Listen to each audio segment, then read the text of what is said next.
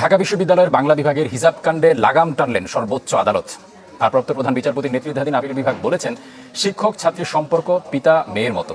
সেখানে সম্মানিত ভাইয়ের আমার, ঢাকা বিশ্ববিদ্যালয়ে ছাত্ররা পরীক্ষার হলে হেজাব পরে যাতে বিশ্ববিদ্যালয় কর্তৃপক্ষ তাদের হেজাব পরার অধিকার কেড়ে নিয়েছে, তাদেরকে বলেছে মুখ খোলা রেখে যেতে হবে। এবং এই মর্মে আদালতে একটি মামলা করা হয়েছিল। তা আদালত থেকে, বাংলাদেশের সুপ্রিম কোর্ট থেকে এক আইনজীবী আদালতে রায় দিয়েছে, শিক্ষক বাবার মতন, সুতরাং তার সামনে ছাত্রী মুখ খুলে থাকবে।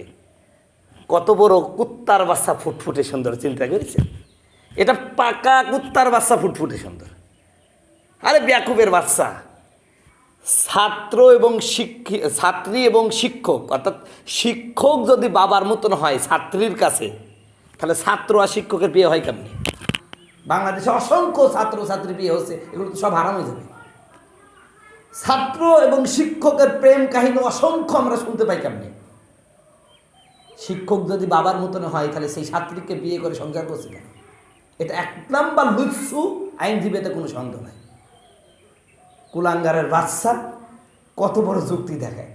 আল্লাহ যেখানে বলছেন তোমাদের জন্য আমি নির্দিষ্ট কিছু ব্যক্তি যাদেরকে দেখা করা জায়েজ করেছি, সেখানে আল্লাহ পাক উল্লেখ করে দিয়েছেন কার সাথে একজন নারী দেখা করতে পারবে, কার সামনে একজন নারী তার মুখ খুলতে পারবে। এটা আল্লাহ পাক নির্ধারিত কি দিয়েছে। আর কুলাঙ্গার বলে কি, শিক্ষক বাবার মতন, অতএব ছাত্রী শিক্ষকের সামনে মুখ খুলে রাখবে। 24 ঘন্টার মধ্যে আইনজীবীকে বলছি, কুলাঙ্গারের বাচ্চা, তোর এই সিদ্ধান্ত যদি প্রত্যাহার না করিস, বাংলাদেশের তাওহীদি জনতা ওলামায়ে কেরাম ছেড়ে দিবে না। কত বড় সাহস! সি সি সি। রাসূল সাল্লাল্লাহু আলাইহি সাল্লাম একদিন ঘরে বসা, তার 2 স্ত্রী বসা। এমতো অবস্থায় একজন লোক এসে রাসূল সাল্লাল্লাহু আলাইহি সাল্লামের দরজায় আঘাত করলেন।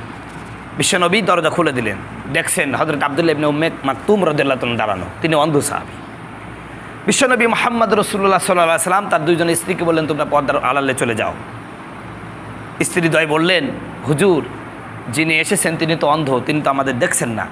তখন রাসূল সাল্লাল্লাহু আলাইহি সাল্লাম বললেন, তোমরা তো তাকে দেখছো, অতএব তোমরা পর্দার আড়ালে চলে যাও। এর দ্বারা স্পষ্ট হলো যে পর্দা যে ব্যক্তি গায়রে মাহরুম, তাকে সে দেখতে পাক অথবা না পাক, তিনি মানে শিক্ষক হোক না যাই হোক, প্রত্যেকটা নারীর জন্য পর্দা আবশ্যক, এতে কোনো সন্দেহ নাই। আমার বন্ধুগণ, আমার ভাইরা, যে সমস্ত এই আইনজীবীগুলো এই সমস্ত রায় দিয়েছে, তারা ইসলাম সম্পর্কে সামান্যতম জ্ঞান যে নাই, এটাই তার বাস্তব প্রমাণ।